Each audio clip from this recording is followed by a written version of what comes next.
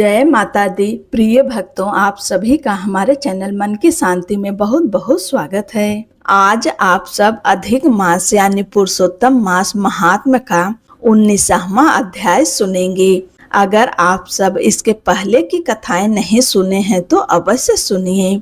इस अध्याय में वाल्मीकि जी ने दृढ़ धनवा को नारायण के मुख से पूर्व जन्म का वृत्तांत सुनाकर तृप्त किया। इसके कारण नारद जी नारायण मुनि से कहने लगे, तपोधन दृढ़ धनवा वाल्मीकि मुनि से क्या कहा, सुमित विस्तार पूर्वक कहिए। श्री नारायण बोले, हे नारद जी, दृढ़ धनवा ने वाल्मीकि मुनि की प्रार्थना करके जो कहा वह आप सुनिए। हे मुनि, मुक्ति चाहने वाले लोग पुरुषोत्तम मास का सेवन कैसे करें, किसकी पूजा करें, किस प्रकार करें, किस वस्तु का दान करें और उसकी करने की विधि क्या है, यह सब बात मुझे बताइए, क्योंकि लोग हितैषी आप जैसे महात्मा पृथ्वी पर विरले ही विचार। पुरुषोत्तम भगवान के ज्ञान आदि के करने से महान पुण्य होता है। यह मैंने आपके मुख से सुना है। मैंने अपने पूर्व जन्म की ब्राह्मण के वृत्तांत को सुनकर और इस मास के फल स्वरूप मरे हुए पुत्र को उठकर खड़ा हो जाने की बात सुनकर ब्राह्मण पुत्र के शोक में अज्ञानवश निरंतर निराहार रहने से मेरा वह पुरुषोत्तम मास बीत गया और उसका यह फल हुआ कि मरा हुआ पुत्र भी जीवित हो गया। फिर मैंने हरि के मुख से सुना हुआ और अनुभव किया हुआ पुरुषोत्तम मास का पूजन किया। तपोधन, इस जन्म में मैं वह सब पूजा विधान भूल गया हूँ, अतः मुझे फिर से सुनाइए। वाल्मीकि मुनि बोले, ब्रह्म मुहूर्त में उठकर ब्रह्म परमात्मा का चिंतन करें।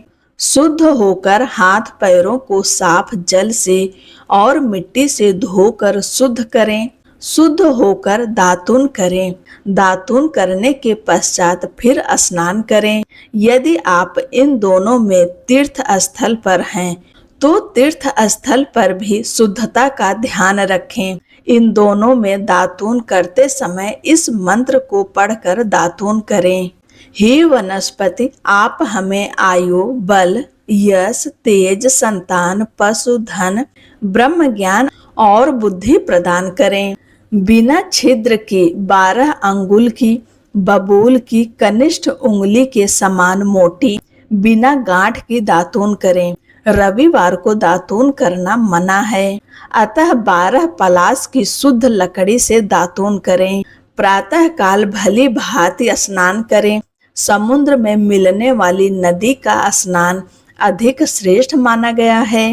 बावड़ी, कुआं, तालाब में स्नान करना पंडितों ने मध्यम कहा है और गृहस्थ को घर में स्नान करना सामान्य कहा गया है। स्नान के बाद शुद्ध सफेद वस्त्र धारण करें। बुद्धिमान ब्राह्मण को अंगोछा सदा कंधे पर रखना चाहिए। प्रातः काल शुद्ध स्नान पर पूर्व की ओर या उत्तर की ओर मुख बांधकर जांघों के मध्य हाथों को करके कुश की पवित्रा पहनकर आचमन करें। ऐसा करने से पवित्री अशुद्ध नहीं होती, किंतु भजन करने से अशुद्ध हो जाती है, अतः इससे बचें। आचमन करके गोपी चंदन से तिलक करें। तिलक दंड की आकृति का सीधा हो, सुंदर हो। ऊर्ध्व पुंड्र लक्ष्मी जी सहित हरि भगवान का वास है और त्रिपुंड तिलक में पार्वती जी सहित साक्षात शंकर जी विराजते हैं। सफेद ऊर्ध्व पुंड्र तिलक ज्ञान देने वाला है। लाल तिलक मनुष्य को वश में रखने वाला है और पीला तिलक सब सिद्धियों को देने वाला है। इनके अतिरिक्त अन्य प्रकार के तिलक नहीं लगाने चाहिए। गोपी चंदन की माटी से शंख, चक्र, गदा, पद्य धारण करें। यह सब पापों को नष्ट करने वाला और पूजा का अंग कहा गया है। जिनके शरीर पर शंख, चक्र आदि हो, उन्हें साधारण मनुष्य नहीं जानना चाहिए। वे भगवान के नित्य शरीर वाले हैं जो शंख चक्र आदि को नित्य धारण करते हैं, उनके शरीर के पाप पुण्य रूप हो जाते हैं। नारायण की ऐसी आयु है जिनका शरीर चिन्हों सहित रहता है। उनकी करोड़ों पापों से युक्त होने पर भी यमराज क्या कर सकता है। फिर प्राणायाम कर संध्या वंदन करें। प्रातः काल की संध्या जब तक तारे दिखते हों तब तक यथा विधि करें। जब तक सूर्य नारायण का दर्शन हो तब तक गायत्री मंत्र का जप करते रहें। फिर सूर्य के सामने खड़े होकर अंजलि दें और संध्या के समय भूमि पर अपने पैरों को करके नमस्कार करें। इस प्रकार जो ब्राह्मण, क्षत्रिय और वैश्य श्रद्धा से विधि पूर्वक संध्या करते हैं, उनके लिए तीनों लोकों में कोई भी वस्तु कठिन नहीं है। यह दिन की प्रातः काल का कर्म है। इस प्रकार नित्य कर्म करके हरि पूजा आरंभ करें। फिर वृत्त पुरुष शुद्ध तथा मौन होकर गोबर से लीपी हुई भूमि पर व्रत की सिद्धि के लिए चावलों से अष्टदल कमल बनाएं। फिर स्वर्ण, चांदी, तांबे या मिट्टी का नवीन छिद्र रहित शुद्ध कलश उस मंडल के ऊपर स्थापित करें। फिर उस कलश में शुद्ध तीर्थ का लाया हुआ कल्याणकारी जल भर कर ऐसा करें कि कलश के मुख में विष्णु, कंठ में भगवान रुद्र, मूल में ब्रह्मा जी विराजमान हों, मध्य में मातृगण स्थित हों, कुछ में समस्त समुद्र तथा 7 दीपों वाली पृथ्वी हो। ऋग्वेद, यजुर्वेद, सामवेद और अथर्ववेद ये चारों वेद अपने अंगों सहित कलश में स्थित हों। इस प्रकार कलश स्थापना करके उसमें सब तीर्थों का आवाहन करें। गंगा, गोदावरी, कावेरी, सरस्वती मेरी शांति के लिए और पापों के नाश के लिए आएं। फिर कलश का मंत्र से ऋतु से मिलने वाली ताजे पुष्पों से पूजन करें। कलश के ऊपर पीले वस्त्र से लिपटा हुआ तांबे का पात्र रख दें। उस पात्र के ऊपर सोने की राधा कृष्ण मूर्ति स्थापित करें। अंतर भक्ति पूर्वक विधि विधान से पूजन करें। पुरुषोत्तम मास के देवता पुरुषोत्तम ही हैं, अतः उनकी पूजा पुरुषोत्तम मास की आने पर ही करें, जिसकी सेवा से संसार सागर में डूबता हुआ जीव डर जाता है। यह ध्रुव सत्य है। संसार में कौन ऐसा मनुष्य है जो उनकी सेवा नहीं करेगा। गांव, द्रव्य, पुत्र, गृह और शुभ अशुभ कर्म सभी बार बार मिलते हैं, परंतु यह मनुष्य शरीर बार बार नहीं मिलता। शरीर रक्षा धर्म के लिए है और धर्म रक्षा ज्ञान के लिए, तथा ज्ञान से मोक्ष मिलता है। अतः धर्म का आचरण ही देव रूपी वर का फल है। सनातन धर्म ही जीवन का सार है। धर्महीन मनुष्य का शरीर बांझ वृक्ष के समान है, जिसमें फूल और फल नहीं लगते, अतः वह निष्फल है। माता, पिता, मित्र, स्त्री, पुत्र, भाई, द्रव्य आदि कोई भी सहायक नहीं होता, केवल धर्म ही सहायक होता है। वृद्धावस्था सिंहनी की भांति डराती है। व्याधियां शत्रुओं के समान पीड़ित करती है। फूटे हुए बर्तन से जैसे जल टपकता है, इस प्रकार कलेश ग्रस्त जीव भी दूसरों को पीड़ा देने तथा धन के अपहरण करने की लालसा करता है। मृत्यु के मुख में गए हुए आयु वाले पुरुष को क्या सुख आनंदित कर सकता है। जब धर्म करने के लिए चित्त प्रबल होता है, तब उस समय धन का मिलना सुलभ नहीं होता। जब पास में धन है तो सब धर्म की ओर चित्त नहीं होता।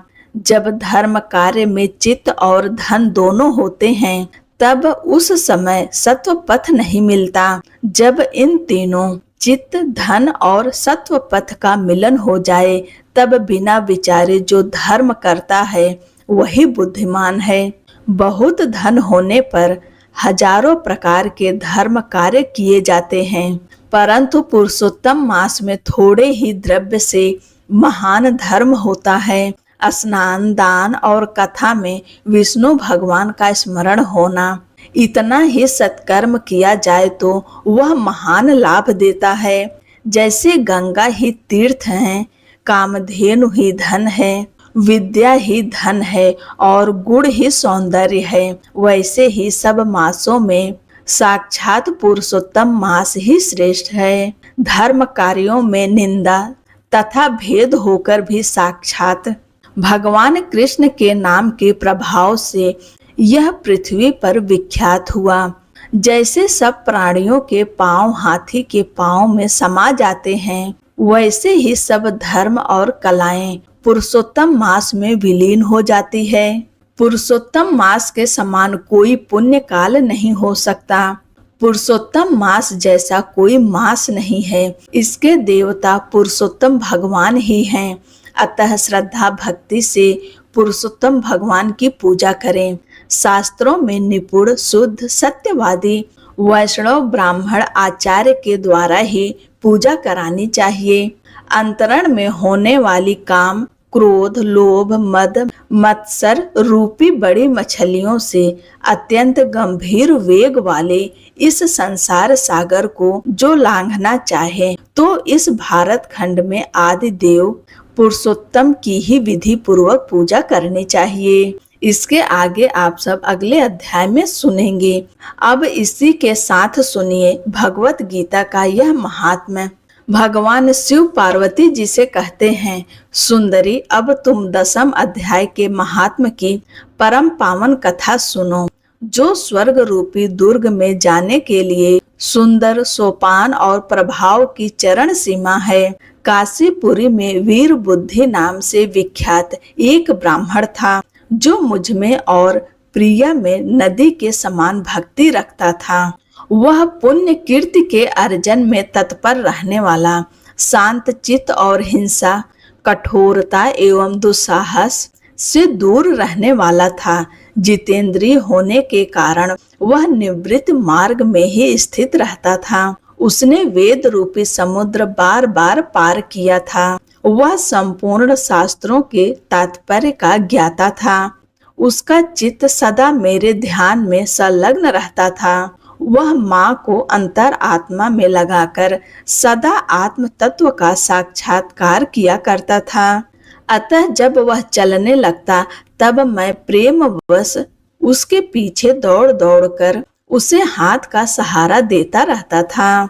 यह देखकर मेरे पार्षद भृंगी ऋषि ने पूछा, भगवान इस प्रकार भला किसने आपका दर्शन किया होगा? इस महात्मा ने कौन सा जप तप अथवा ध्यान किया है कि स्वयं आप उसकी पग पग पर हाथ का सहारा देते हैं? भृंगी ऋषि का यह प्रश्न सुनकर मैंने इस प्रकार उत्तर देना आरंभ किया। एक समय की बात है, वन के भीतर चंद्रमा की अमृतमयी किरणों से धुली हुई भूमि में एक वेदिका के आश्रय लेकर मैं बैठा हुआ था। मेरे बैठने के क्षण भर बाद ही सहसा बड़ी जोर की आंधी उठी। वहां की वृक्षों की शाखाएं ऊपर नीचे होकर आपस में टकराने लगी। कितनी ही टहनियां टूट टूट कर बिखर गई। पर्वत की अविचल छाया भी हिलने लगी। इसके बाद वहां महान भयंकर शब्द हुआ, जिससे पर्वत की कंदराएं प्रतिध्वनित हो उठी। स्वतंत्र आकाश से कोई विशाल पक्षी उतरा, जिसकी कांति काली मेघ के समान थी। वह कंजल की राशि, अंधकार के समूह अथवा पंख कटे हुए कल पर्वत का जान पड़ता था। पैरों से पृथ्वी का सहारा लेकर उसने मुझे प्रणाम किया और एक सुंदर नवीन कमल मेरे चरणों में रखकर स्पष्ट वाणी में स्तुति करने आरंभ की। पक्षी बोला, देव आपकी जय हो। आप चित्त आनंदमयी सुधा के सागर तथा जगत के पालक हैं। सदा सद्भावना से युक्त एवं अनासक्ति की लहरों से उल्लासित हैं।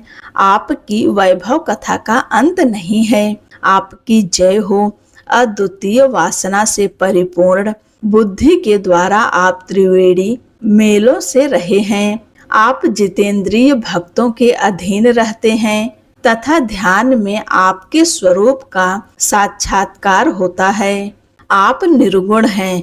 आपके चरण कमल शरणागत भक्तों की रक्षा करने में प्रवीण है। अपने भयंकर रूपी महासर्प की विश्व ज्वाला से आपने कामदेव को भस्म किया है। आपकी जय हो। आप प्रत्यक्ष आदि प्रमाणों से दूर होते हुए भी प्रमाणीय स्वरूप हैं। आपको बार बार नमस्कार है। चैतन्य के स्वामी तथा त्रिभुवन रूप उद्धारक आपको प्रणाम है। मैं श्रेष्ठ योगियों द्वारा चूमे गए आपके उन चरण कमलों की वंदना करता हूँ, जो अपार भव पाप के समुद्र से पार उतारने में अद्भुत शक्ति रखते हैं। महादेव सक्षम बृहस्पति भी आपकी स्तुति करने की दृष्टि नहीं रखते, फिर मेरे जैसे छोटे बुद्धि वाले पक्षी की क्या बात है। उस पक्षी की वचन सुनकर मैंने उससे पूछा, विहंगम तुम कौन हो और कहाँ से आए हो? तुम्हारी आकृति तो हंस जैसी है, मगर रंग कौवे का मिला है। तुम किस प्रयोजन को लेकर यहाँ आए हो, बताओ। पक्षी बोला, विवेक, मुझे ब्रह्मा जी का हंस जानिए। धुर्जटी जी के कर्म से मेरे शरीर में इस समय काली वर्ण आ गई हैं। प्रभु, यदि आप सर्वज्ञ हैं तो आपसे कोई बात छिपी नहीं है, तथापि यदि आप पूछते हैं तो मैं बताता हूँ। सौराष्ट्र नगर के पास एक सुंदर सरोवर है, जिसमें कमल नहले रहते हैं। उसमें से बाल चंद्रमा के टुकड़े जैसी श्वेत मृणालों की घास लेकर मैं बड़ी तीव्र गति से आकाश में उड़ रहा था। उड़ते उड़ते सहसा वहां से गिर पड़ा। जब होश में आया और अपनी गति का कोई कारण न देख सका तो रोने लगा। आहो, यह मुझ में क्या आ पड़ा? आज मेरा पतन कैसे हो गया? पकी हुई कपूर के समान मेरे श्वेत शरीर में यह काली माया कैसे आ गई? इस प्रकार विस्मित होकर मैं अभी विचार ही कर रहा था कि उसी पोखरी के कमल में से मुझे एक ऐसी वाणी सुनाई दी, हंस उठो, मैं तुम्हारे गिरने और काला होने का कारण बताती हूँ। तब मैं उठकर सरोवर के बीच गया और वहाँ 5 कमलों से युक्त एक सुंदर कमलिनी को देखा। उसको प्रणाम करके मैंने उपस्थित होकर अपने पतन का कारण पूछा। वह बोली, तुम्हें पृथ्वी पर गिरना पड़ा, इस कारण तुम्हारे शरीर में काली माया दिखाई देती है। तुम्हें गिरा देखकर मेरे हृदय में दया भर आई और जब मैं इस मध्य कमल के द्वारा बोलने लगी, उस समय मेरे मुख से निकली हुई सुगंध को सुनकर 60,000 भौरे स्वर्ग लोक को प्राप्त हो गए। पक्षी राज, जिनमें इतना वैभव और ऐसा प्रभाव आया, वह मैं बताती हूँ, सुनो। इस जन्म से पहले तीसरे जन्म में मैं इस पृथ्वी पर एक ब्राह्मण की कन्या के रूप में उत्पन्न हुई थी। उस समय मेरा नाम सरोज वदना था। मैं गुरुओं की सेवा करती हुई सदा एकमात्र ब्रह्मचर्य के पालन में तत्पर रहती थी। एक दिन मैं अपनी माता को पढ़ा रही थी, इससे कुछ विलंब हो गया। इससे पति देवता कुपित हो गए और उन्होंने मुझे श्राप दिया, पापनी तू मैं हो जा। ऐसा करके यदि मैं ही हुई, तथापि पति की प्रसन्नता से मुनियों के घर में मुझे आश्रय मिला। एक मुनि कन्या ने मेरा पालन पोषण किया। मैं जिनके घर में थी वे ब्राह्मण प्रतिदिन प्रातःकाल विभूति योग नाम से प्रसिद्ध गीता के 10वें अध्याय का पाठ करते थे और मैं उस पाप हरि अध्याय को सुना करती थी। विहंगम, काल आने पर मैं का शरीर छोड़कर 10वें अध्याय के महात्म से स्वर्ग लोक में अप्सरा हुई। मेरा नाम पद्यावती हुआ और मैं पद्या की प्यारी सखी हो गई थी। उसी समय कमल से सुशोभित इस रमणीय सरोवर पर मेरी दृष्टि पड़ी और इसमें उतरकर जैसे ही मैंने जल क्रीड़ा आरंभ की, त्यों ही दुर्वासा मुनि आ गए। उन्होंने मुझे वस्त्रहीन अवस्था में देख लिया उनके भय से मैंने स्वयं ही एक कामनी का रूप धारण कर लिया। मेरे दोनों पैर 2 कमल हो गए, दोनों हाथ भी 2 कमल हो गए और शेष अंगों के साथ मेरा मुख भी एक कमल हो गया। इस प्रकार मैं 5 कमलों से युक्त हुई। मुनिवर दुर्वासा ने मुझे देखा। उनकी नेत्र क्रोध अग्नि से जल रहे थे। वे बोले, पापनी, तू इसी रूप में 100 वर्षों तक पड़ी रहेगी। यह सुनकर भी क्षण भर में अंतर ध्यान हो गए। कामनी होने पर भी विभूति योग अध्याय की महिमा से मेरी वाणी युक्त नहीं हुई। मुझे लंघने मंत्र के अपराध से तुम पृथ्वी पर गिरे हो। पक्षी राज, यहाँ खड़े हुए तुम्हारे सामने ही आज मेरे श्राप की निवृत्ति हो रही है, क्योंकि आज 100 वर्ष पूरे हो गए। मेरे द्वारा कहे जाते हुए उस उत्तम अध्याय को तुम भी सुन लो। उसके श्रवण मात्र से तुम भी आज ही मुक्त हो जाओगे। यह कहकर पद्मिनी ने स्पष्ट एवं सुंदर वाणी में 10वें अध्याय का पाठ किया और वह मुक्त हो गई। उसे सुनने के बाद उसने यह उत्तम कमल मुझे अर्पण किया। इतनी कथा सुनकर उस पक्षी ने अपना शरीर त्याग दिया। यह एक अद्भुत सी घटना है। वही पक्षी अब 10वें अध्याय के प्रभाव से ब्राह्मण कुल में उत्पन्न हुआ। इसके मुख से सदा गीता के 10वें अध्याय का उच्चारण हुआ करता था। 10वें अध्याय के अर्थ चिंतन का यह परिणाम हुआ कि यह सब भूतों में स्थित शंख चक्रधारी भगवान विष्णु का सदा ही दर्शन करता रहता है। इसकी स्नेहपूर्ण दृष्टि जब कभी किसी देहधारी के शरीर पर पड़ती है, तब वह चाहे शराबी हो या ब्रह्म हत्यारा मुक्त हो जाता है तथा पूर्व जन्म में अभ्यास किए हुए 10वें अध्याय के महात्म्य से इसको दुर्लभ तत्व ज्ञान प्राप्त है तथा इसने जीवन मुक्ति भी पाली है। अतः जब यह रास्ता चलने लगता है तो मैं इसे हाथ का सहारा नहीं देता। यह महात्म है पार्वती, इस प्रकार मैंने भृंगी ऋषि से कही थी। वही यहाँ तुमसे भी कही। वह हो या नए अथवा कोई भी क्यों ना हो, इस 10वें अध्याय के महात्म के श्रवण मात्र से उसे सब आश्रमों के पालन पोषण का फल प्राप्त होता है। ओम नमो भगवते वासुदेवाय नमः। भगवत गीता का यह अध्याय समाप्त हुआ। अब सुनिए तुलसी माता की एक ऐसी चमत्कारी कथा जो हमें सच्ची भक्ति, विश्वास और सेवा का महत्व बताती है। कहते हैं कि जो भक्त श्रद्धा से इस कथा का श्रवण करता है, उसके घर में सुख, समृद्धि, शांति और भगवान विष्णु की कृपा सदैव बनी रहती है। बहुत समय पहले की बात है। एक नगर में एक वृद्ध महिला रहती थी। वह बहुत गरीब थी, लेकिन भगवान विष्णु और तुलसी माता की अनन्य भक्त थी। उनके पास धन नहीं था, अच्छे वस्त्र नहीं थे और न ही कोई सहारा था। उसका छोटा सा मिट्टी का घर था, जिसके आंगन में तुलसी माता का एक सुंदर पौधा लगा हुआ था। वृद्धा प्रतिदिन सुबह जल्दी उठती, स्नान करती और तुलसी माता को जल अर्पित करके दीप जलाती, फिर हाथ जोड़कर प्रार्थना करती, हे तुलसी माता, मेरे पास आपको देने के लिए कुछ नहीं है, बस मेरी भक्ति स्वीकार कर लीजिए। वह रोज तुलसी माता की 7 परिक्रमा करती और भगवान विष्णु का नाम जपते हुए दिन बिताती। एक दिन नगर के राजा ने घोषणा करवाई कि अगले दिन राजमहल में विशाल यज्ञ और भंडारे का आयोजन होगा। पूरे नगर को निमंत्रण दिया गया।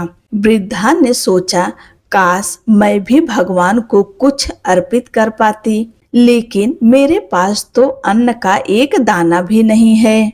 उस रात वह बहुत दुखी होकर तुलसी माता के सामने बैठ गई। उनकी आंखों से आंसू बहने लगे। उन्होंने कहा, हे माता, मैं निर्धन अवश्य हूँ, लेकिन मेरे मन में भगवान के लिए सच्चा प्रेम है। इतना कहकर वह वहीं सो गई।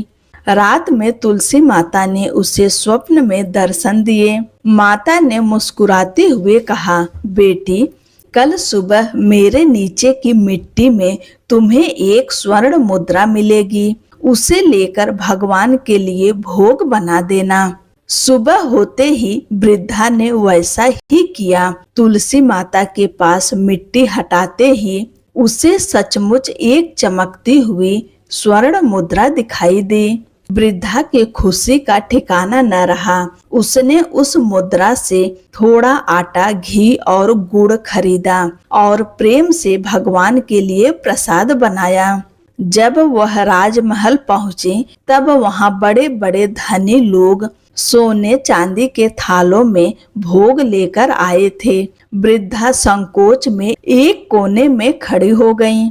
तभी अचानक यज्ञ की अग्नि शांत हो गई। अनेक प्रयासों के बाद भी अग्नि प्रज्वलित नहीं हुई। सभी पंडित और विद्वान आश्चर्यचकित थे।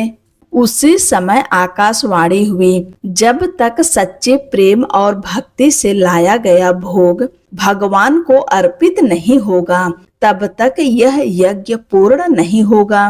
राजा ने पूरे सभा में पूछा, क्या यहाँ कोई ऐसा भक्त है जो सच्चे प्रेम से भगवान के लिए कुछ लाया हो? तब वृद्धा डरते डरते आगे आई और उसने अपना छोटा सा प्रसाद भगवान को अर्पित कर दिया। जैसे ही भगवान को वह भोग लगाया गया, यज्ञ की अग्नि स्वयं प्रज्वलित हो उठी। पूरा राजमहल दिव्य प्रकाश से भर गया। उसी क्षण भगवान विष्णु और तुलसी माता वहां प्रकट हुए। भगवान बोले, हमें धन का नहीं, भक्त के प्रेम और श्रद्धा का भूख है। इस वृद्धा की सच्ची भक्ति ने हमें प्रसन्न कर दिया। राजा सहित सभी लोगों ने वृद्धा को प्रणाम किया। भगवान ने आशीर्वाद दिया, आज से तुम्हारे घर में कभी अन्न और धन की कमी नहीं होगी। धीरे धीरे वृद्धा का जीवन सुख और समृद्धि से भर गया, लेकिन उसने कभी अपनी भक्ति और विनम्रता नहीं छोड़ी। प्रिय भक्तों, भगवान को सच्चा प्रेम और श्रद्धा सबसे प्रिय है। तुलसी माता की पूजा करने से घर में सकारात्मक ऊर्जा आती है। भक्ति दिखावा की नहीं, बल्कि सच्चा भाव महत्वपूर्ण होता है। भगवान कभी अपने सच्चे भक्तों का साथ नहीं छोड़ते। प्रेम से बोलिए तुलसी माता की जय। भगवान श्री हरि विष्णु की जय।